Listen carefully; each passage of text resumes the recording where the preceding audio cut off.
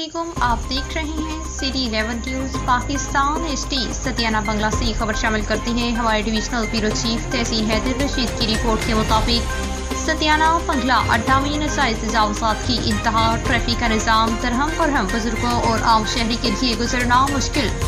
दुकानदारों ने अपनी दुकानों के सामने नाजायज़ तजावुज़ात की इंतहा करती सड़क के ऊपर मोटरसाइकिल और रिक्शा और फ्रूट की रेहड़ियाँ और पकौड़ों समोसों की रेहड़ियों की दुकानें सजाई हुई हैं, जिससे आम शहरी और बुजुर्गों के लिए गुजरना मुश्किल और कई दफ़ा घंटे ट्रैफिक का निज़ाम मुअत्तल रहता है।